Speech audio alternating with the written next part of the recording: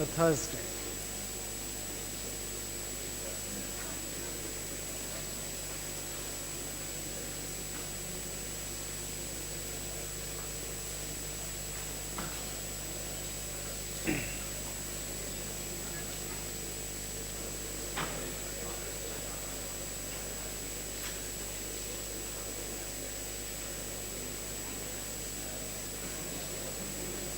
So as we wind up our discussion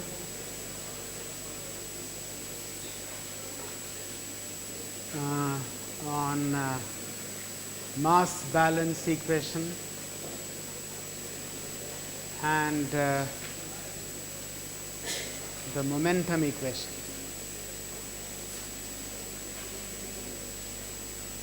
while we proceed to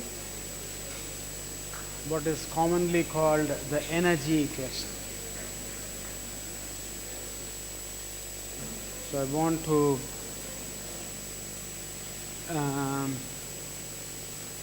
include a couple of remarks, both stemming from some questions that just cropped up in the previous class.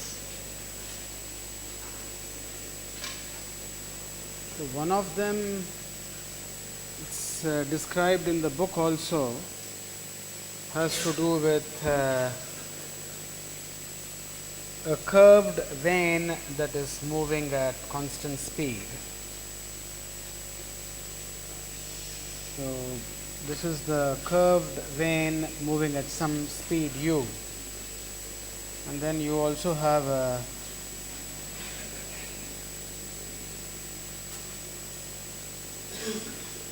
control volume that is placed on the vein and moving with speed u. The data given to you is with respect to a fixed frame of reference. So if you carry out analysis, you will get minus u1 a1 plus u2 a2 equal to 0 in the moving frame of reference.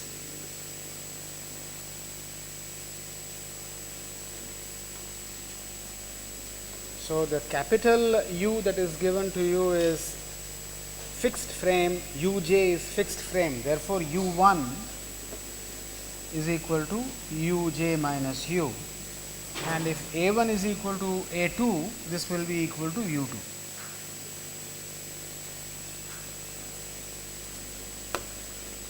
Which then gives you this result that Fx is minus rho u2 a2, well, not minus, it's u2 minus u1. So the confusion arose from the fact that uj and capital U were given with respect to a fixed frame of reference. The second comment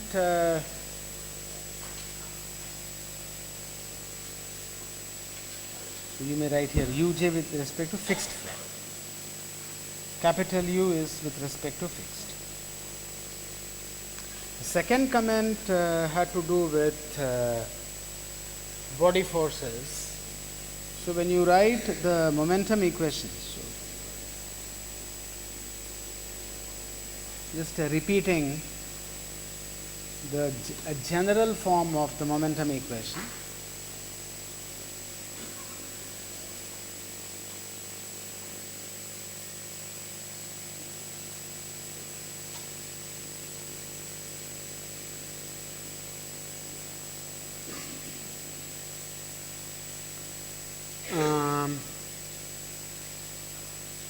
So we have often assumed the fluid medium to be incompressible, and the bulk of our analysis was for steady flow.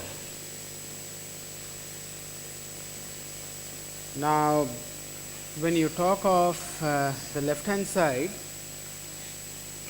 it's clear that the left hand side is the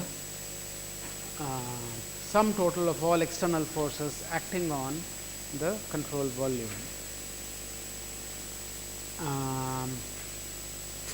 So we also discussed that these external forces can be classified, if you remember the stress tensor definition.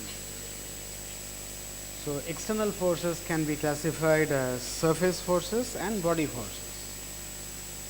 So we looked at body forces exclusively in the context of hydrostatics, but when we went to fluid motion, it got left out. We just kept saying maybe it's not important.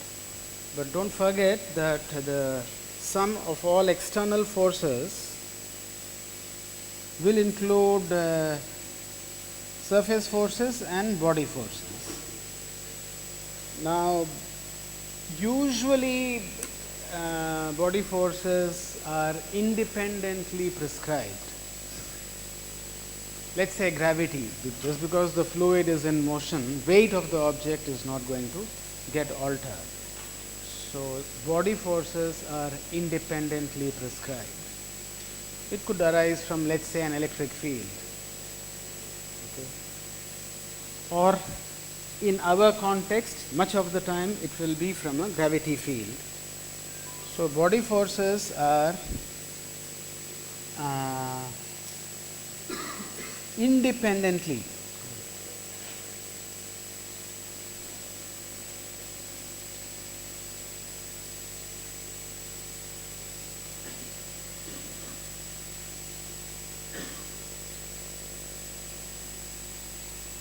prescribed.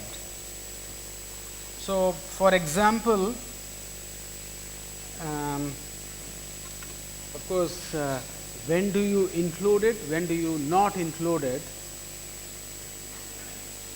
So, that comes from experience. So, in general you include, and then if you see its contribution to be small, you drop it. You also know that if you are working with a gaseous medium, its weight is not going to be anything significant. If it is a liquid and you are working with a small sized apparatus, you don't worry about it. Let us say the bend problem.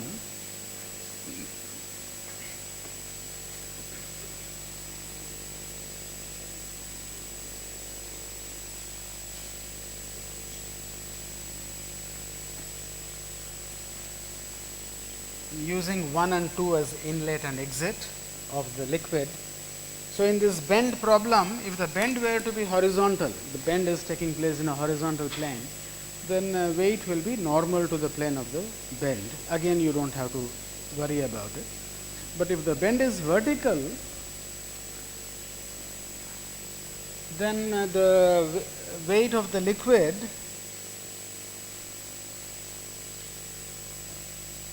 let's call this W, will have to be factored in. And the second impact will be on pressure. So, this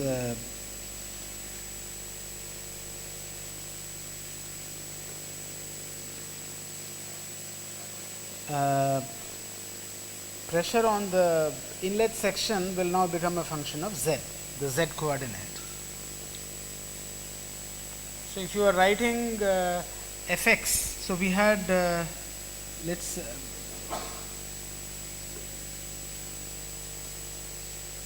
u1 square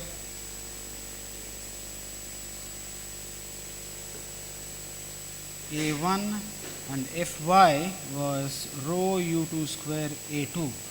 These are the expressions we got last time, and Fx was written as Fx on the bend plus P1 A1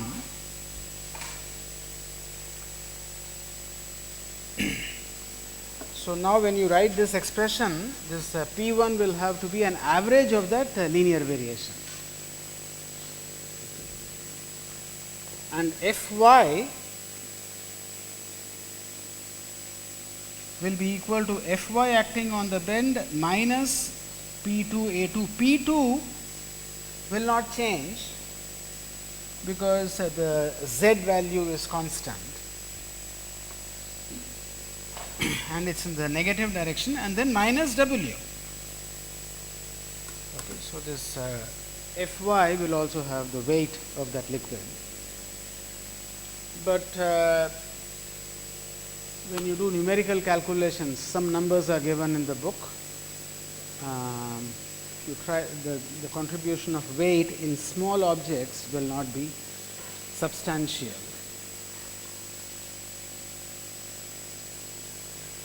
So how about this problem?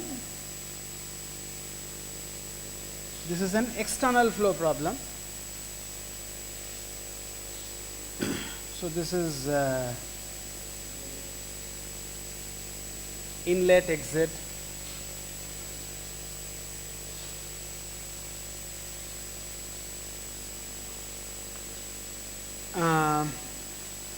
If this plane, suppose it's a gaseous medium, it's not very significant, weight is not significant. If it is water, it's now a far field, and now it's not a small object. It may not be a very large object either, somewhere in between. If it's a horizontal plane, like a river flowing past one of the piers or one of the support structures of a bridge, it's a horizontal plane. But if it's a vertical plane, you have to identify the datum. So this could be, let's say, Z2, and then this is Z1. So this pressure, there was some pressure variation, so you write it as P1 plus rho g Z1, and here it is P2 plus rho g Z2. These are the changes taking place in the pressure, and on the inflow plane there is a P is a function of Z.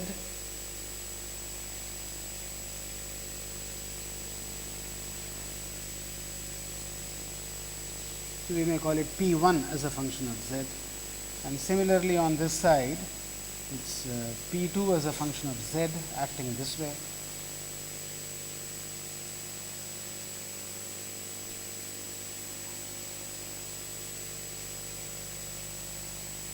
So you know that when you augment the pressure P2 as P2 plus rho g Z2, essentially you are accounting for the weight of the liquid.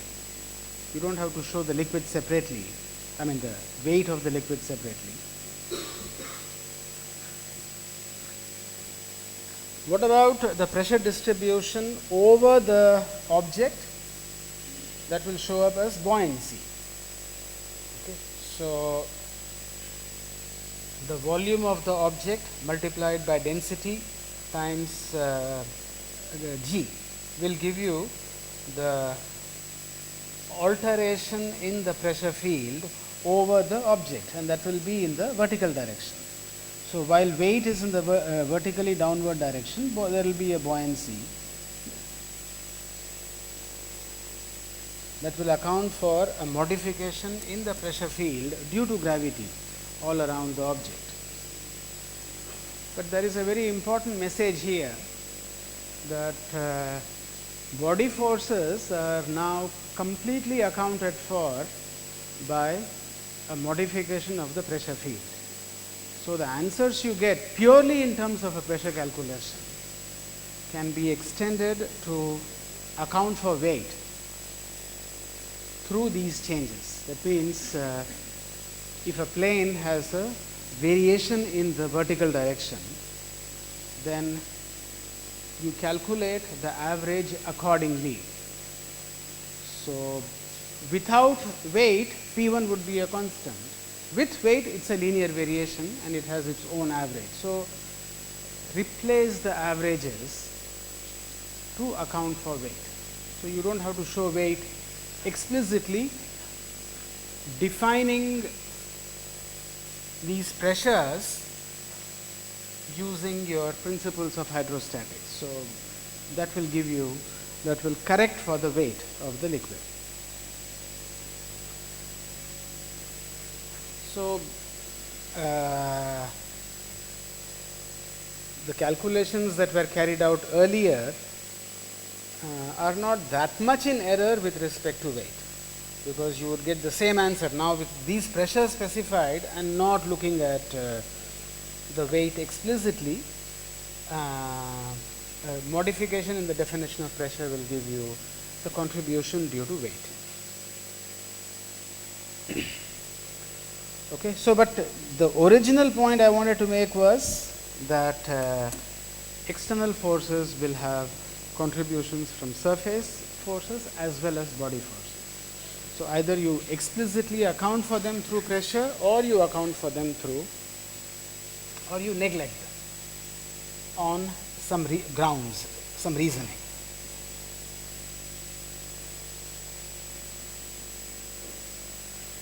So the conclusion is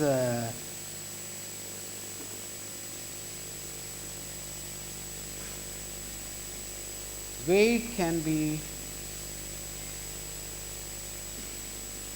accommodated via a redistribution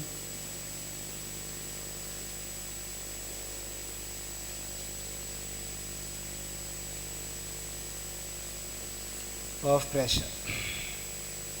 Okay, so we may have an opportunity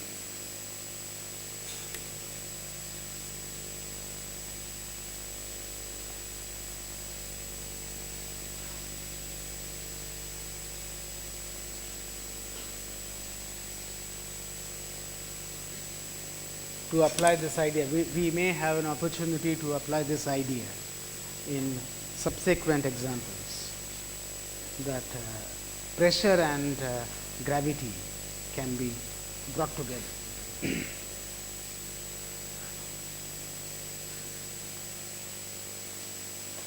Okay, now we start looking at the energy equation.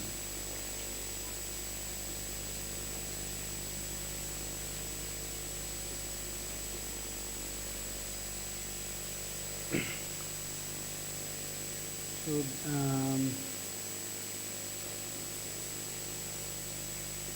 going back to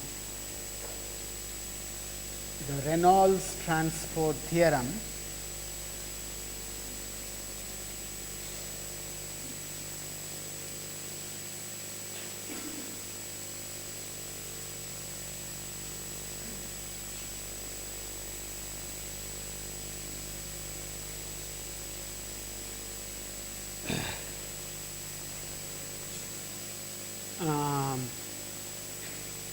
a general expression for the attribute in the energy equation, that is given a symbol phi, is total energy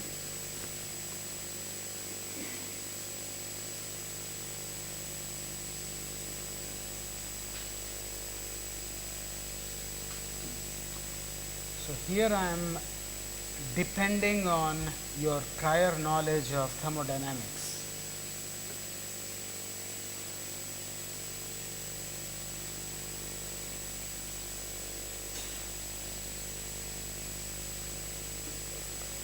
So let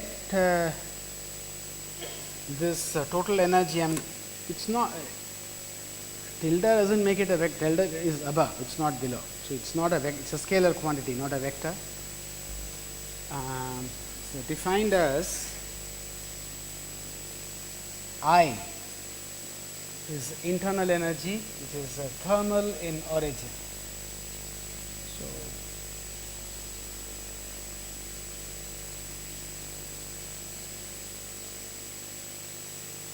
plus kinetic, u square is square of the, or u dot u, the square of the velocity vector, plus I am showing a potential component arising from a gravity field. There could be other forms of potential energy in the field. That could be chemical in origin, electrical in origin. So that makes energy calculations quite elaborate and involved. In this course, we are going to look at fluid systems. So, it's sufficient to add Gz. So, this is kinetic energy. This is potential, with the understanding that other forms of potential energy may be added as required. If you substitute this form of total energy, then the left hand side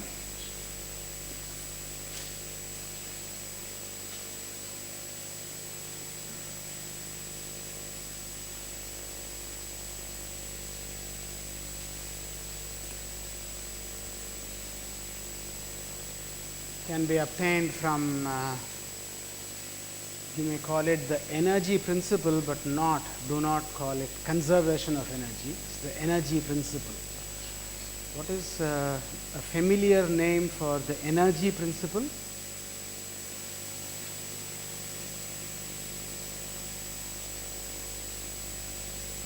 Like we say, momentum equation is same as Newton's second law of motion, right? So, what is a familiar name for first law of thermodynamics? So, d capital phi dt will be equal to the left hand side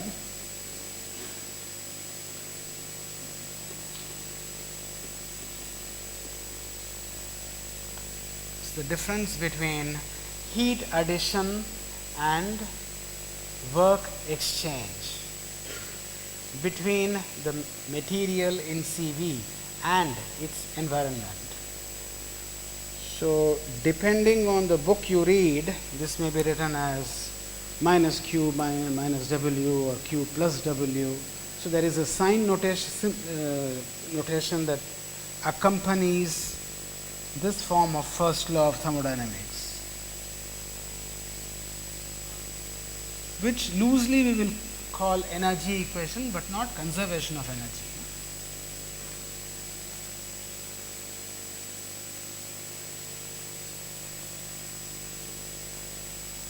The sign notation used is like it's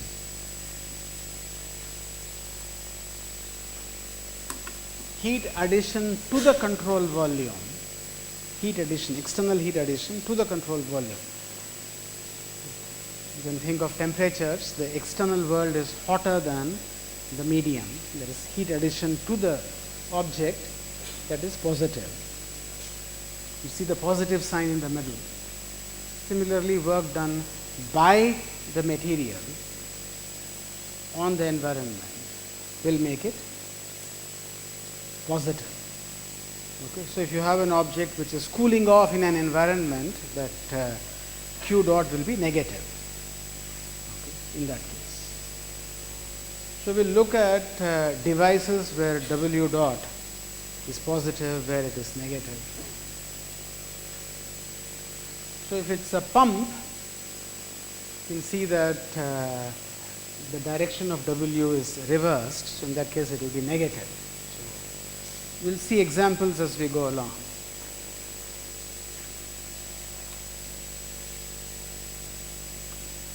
Okay, so, we have Q dot minus W dot equal to the right hand side with phi replaced by E tilde. Okay, now, once again let me bank on your knowledge of thermodynamics. This W dot is written as shaft work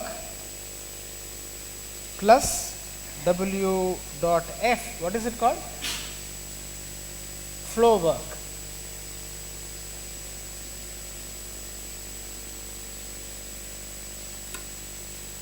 Okay. Shaft work plus flow work, and so let us go through the motions and look at these terms. So,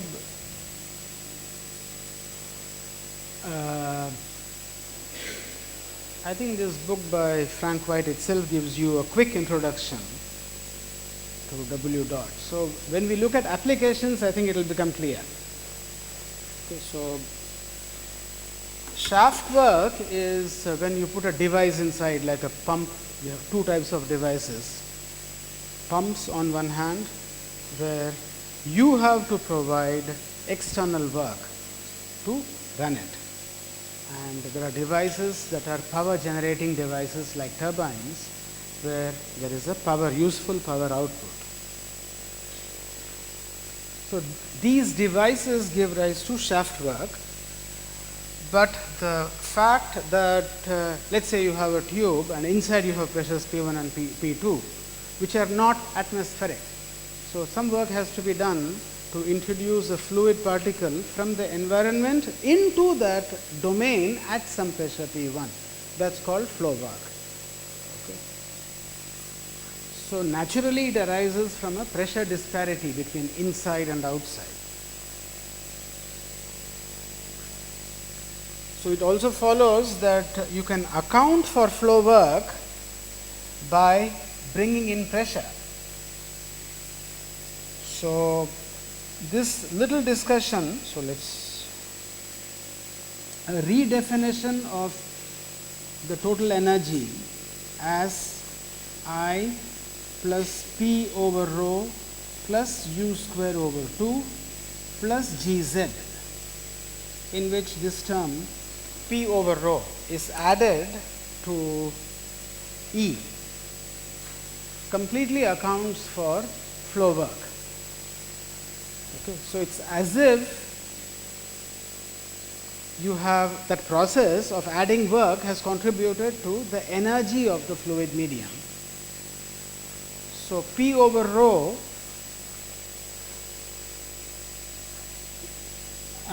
accounts for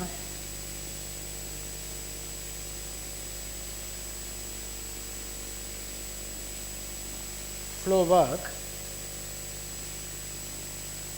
So, what remains is just shaft work. So, suppose you have flow through a tube. Is there a device inside?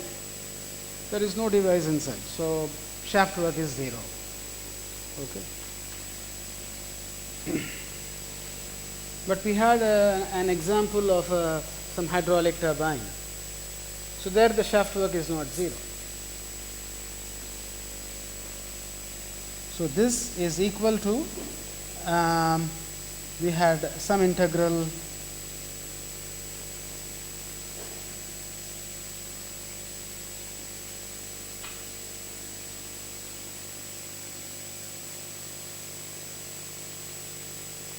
ds. Now,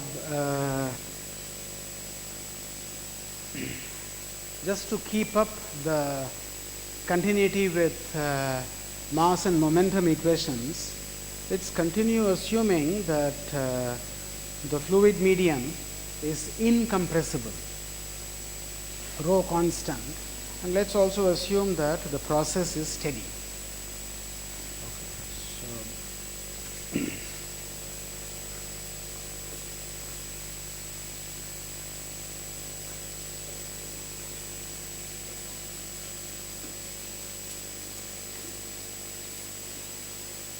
So, incompressible and steady.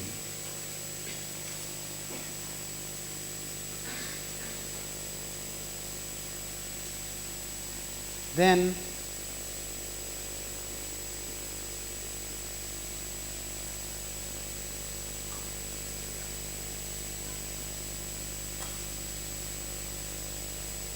this is the form of the energy principle or the first law of thermodynamics. Now,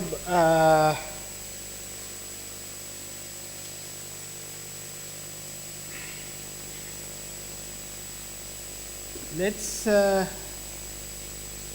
further stipulate. So, this is in general. So, later in this course, there is a topic called heat transfer, where thermal energy is transferred because of differences in temperature. So till we reach that stage, let's assume that the fluid medium is isothermal. It means it is at the same temperature everywhere.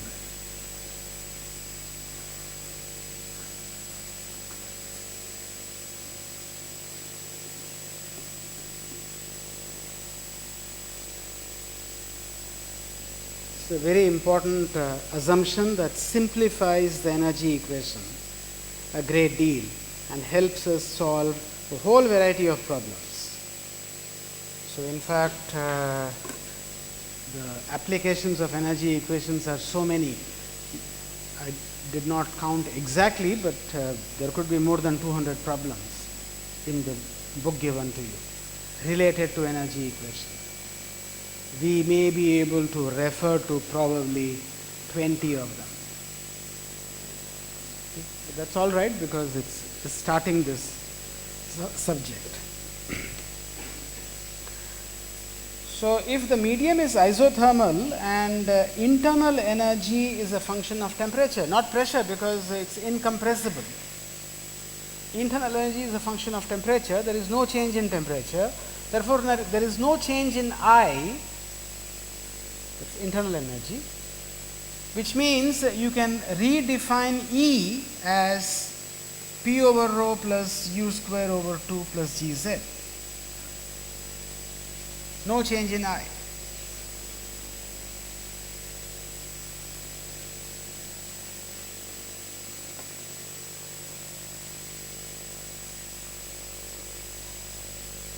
Okay. Now, it's a very important consequence.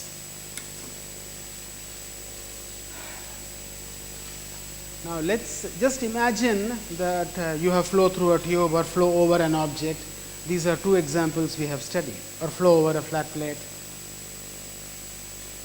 In these examples, there is no device inside, so shaft work is 0.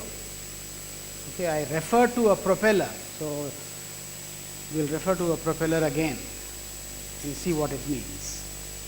But otherwise, in these examples of flat plate, flow through a tube, flow over an obstacle, there is no device, shaft work is 0. So then you get Q dot equal to rho integral Cs E U dot n ds, and you know how to evaluate the right hand side. Break up the control surface into bits where you have some idea of U and E so that you can approximate the integrals. So right hand side can be evaluated. What about the left hand side, Q dot? If the material is, if the medium is isothermal, it's a flow process. What is Q dot?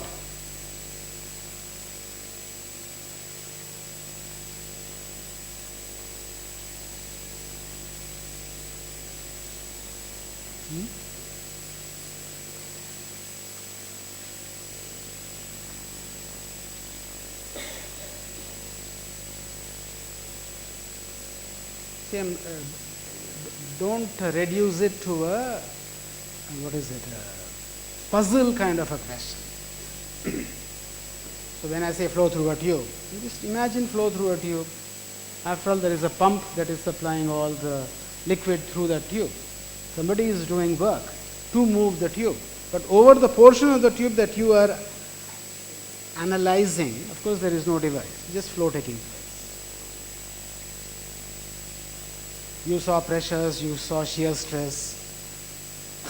So when you think of shear stresses, you think of viscosity, you think of Newton's parallel plate experiment, which says that if you have to keep a fluid in motion, you have to apply shear stress, and therefore you have to carry out, you have to provide the necessary impetus to it. But if the medium is at constant temperature, what is happening to all that work that has been provided? So when you have internal friction in the fluid, what will happen to all the useful work that has been supplied? It will be internally dissipated, yes or no? Yes. So, if it's at constant temperature, suppose the whole material is insulated, then that internal dissipation will lead to increasing temperature. If it's at constant temperature, then this dissipation has to be transferred to the outside world. So, what is Q dot? Huh? Huh? I can't hear you. What is Q dot?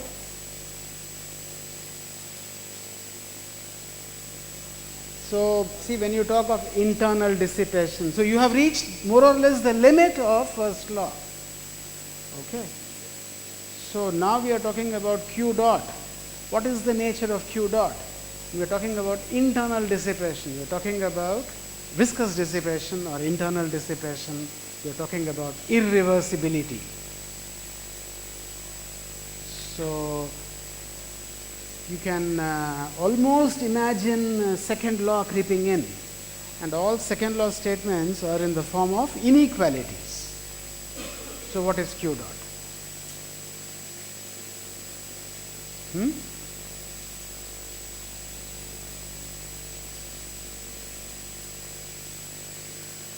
As an inequality, what will you say? Inequality is what? You will have to say less than 0, greater than 0. So, what will you say?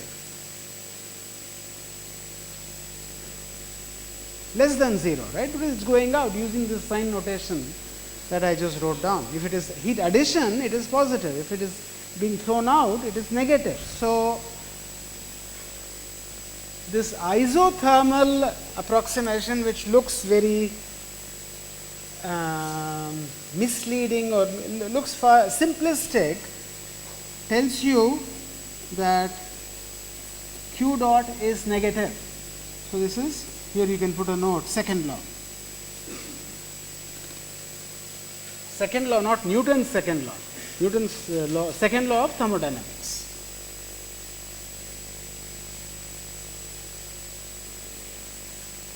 So, let us look at an example.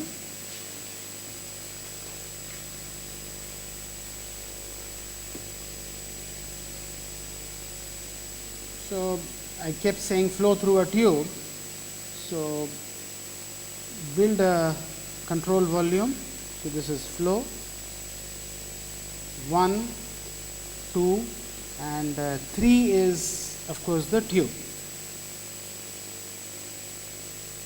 So, the mass balance equation is minus U1 A1 plus U2 A2 equal to 0, where A1 is equal to A2. The momentum equation Fx equal to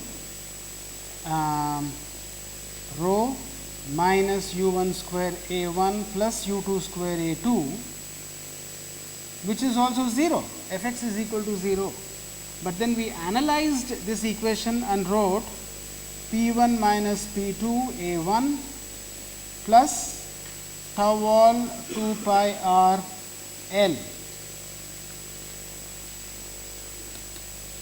equal to 0. So, these two are momentum equation. Okay. So, now let us write the energy equation for flow through a tube. Q dot,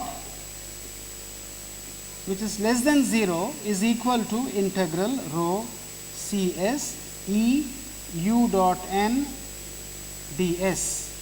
So, the Cs is divided into 1, 2 and 3. On 3 u dot n is 0 as before. So, rho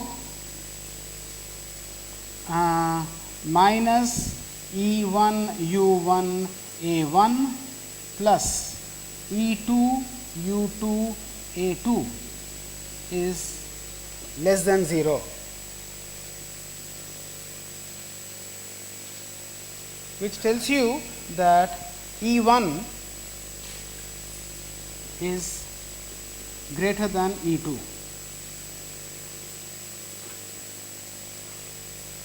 Okay, because U1 A1 is equal to U2 A2. So, it follows from the energy equation that as flow is going through a tube, its total energy is diminishing in the flow direction. Now, what is the definition of E? It is P over rho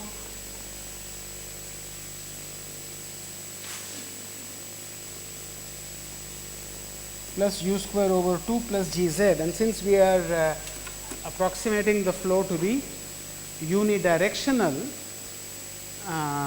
you can replace vector u square by scalar u square. It's just the average value.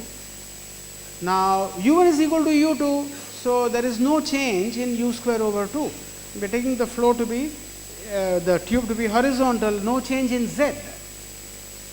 Therefore, if E2 is less than E1, what can you say about pressure? P2 is less than P1.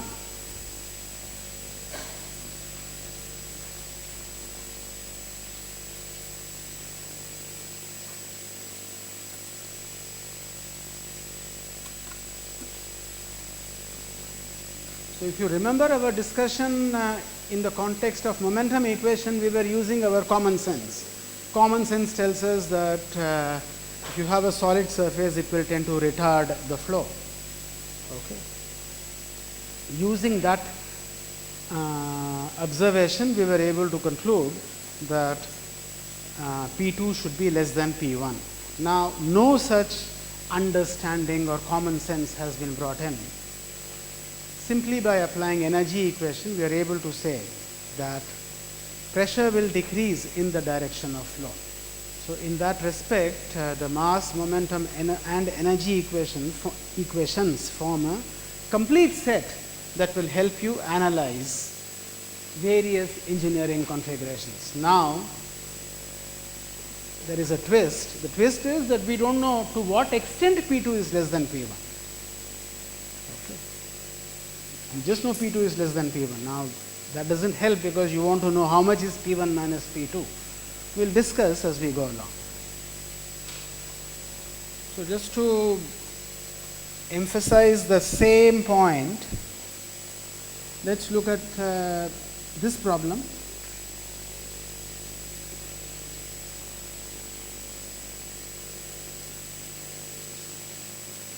This is an external flow, previous one was internal flow.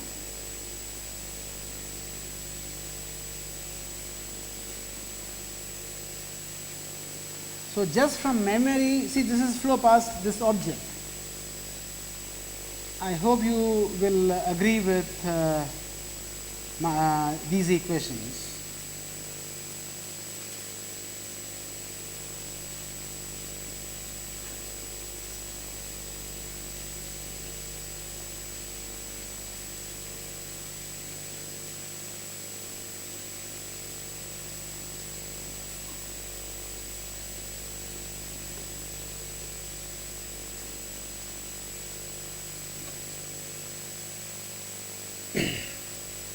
So, already I have assumed that the x component velocity on planes 3 and 4 would be u1. What is that approximation called? Far field approximation.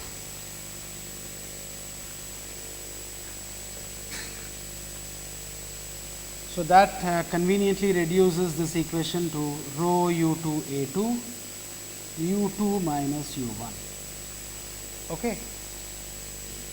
Now, we had said in the previous class that or maybe 2 classes ago that it is common sense that if you put an object, u2 will be less than u1 and therefore, Fx is negative. That was the discussion earlier. Now, let us see how this result comes out of the energy equation. So, now write what is shaft work in this problem? I do not see any device, shaft work 0. So, q dot, which is negative. So, right, q dot less than 0 is equal to rho, and what was the equation? It is Cs rho E u dot n ds. So, again minus u1 a1 e1 plus u2 a2 e2 plus v3 plus v4 u1 w E1 E3. What is wrong here? There is no u dot n, so there is no u1 over there.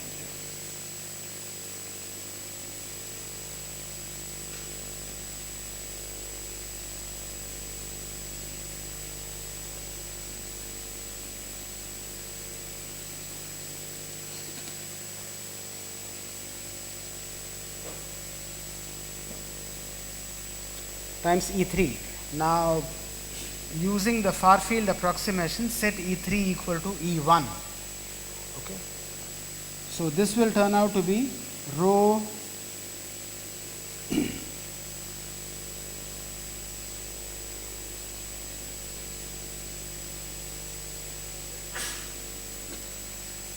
U2 A2 E2 minus E1, and this is less than 0. So, E2 minus E1 less than 0, and E is P over rho plus U square over 2 plus Gz. Just for definiteness, you assume that the plane of the flow is horizontal, so there is no change in Z, and then because of the far field approximation, let us say P1 is equal to P2, which tells you that U2 square is less than U1 square, U2 less than U1. Okay. So,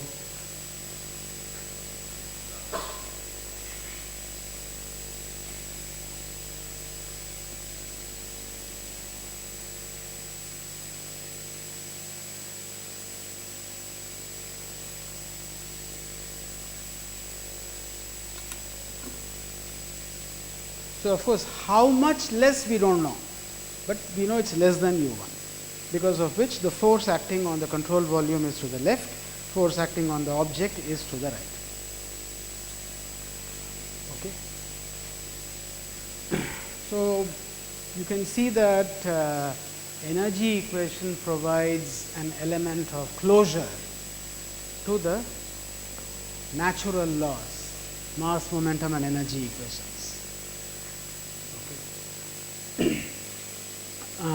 That was one. Now,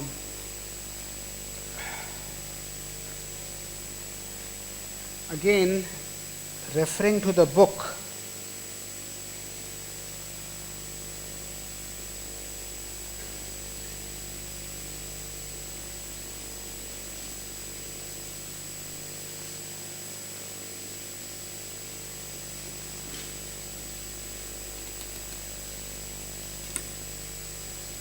also much of the time in thermodynamics you are studying idealized systems. You think of irreversibility as necessary evil. Okay. So, and the analysis is carried out for reversible processes, and then you look at the best case scenario. Okay. But when you come to fluid mechanics, that practically reduces the fluid motion to 0. If the fluid is not moving, then we are not in business at all. So, if the fluid is moving, then irreversibility is a part of the story. Okay. But still, because you have studied reversible processes in great detail in thermodynamics, either in this institute or elsewhere, it's reasonable to ask, suppose irreversibility is absent. That means, let us say viscous dissipation is absent.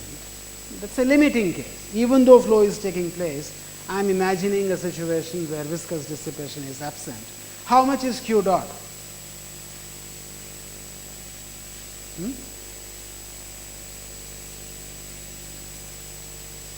See, all Q dot arose from internal dissipation. Right, because of internal friction in the fluid, you had to overcome viscosity within the medium. Let us say you are looking at the reversible limit. Q dot will be 0, not very surprising, right? Q dot will be 0. So, in that case, if you have, say, let us say flow through a tube, what is the answer you will get? You will get E1 equal to E2, is it not? And what is that? Means E is constant. So, the total energy of the fluid remains constant in a reversible process, and it decreases when you bring in viscous dissipation or irreversibilities. So, if E is constant, what is E? E is P over rho plus U square over 2 plus Gz. E equal to constant. I think somebody kept harping on it a few days ago. So what is that E equal to constant? What is it called? Huh? Bernoulli, some people call it Bernoulli's equation, Bernoulli equation. So for us, Bernoulli equation is like a limiting case, an idealized situation where viscous dissipation is absent. But in all real calculations, we will have the total energy of the fluid diminishing in the flow direction. Okay.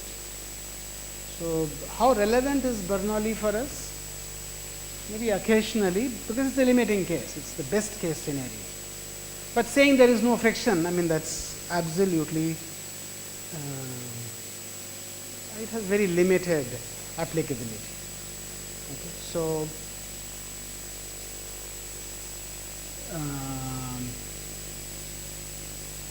don't get trapped in Bernoulli's equation.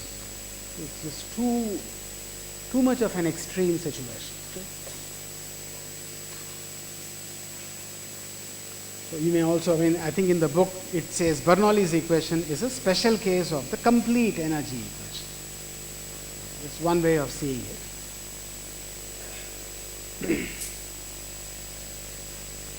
So we will look at, from Monday, we start looking at examples where mass, momentum and energy equations will be applied together.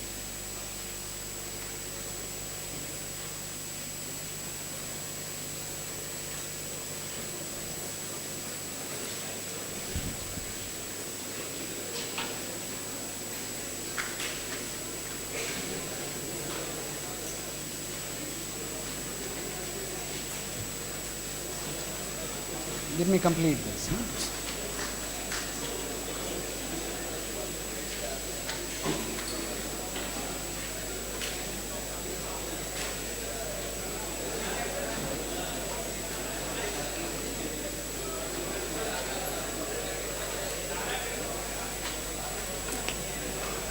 So, technically, this in the chapter? No, the same chapter 3.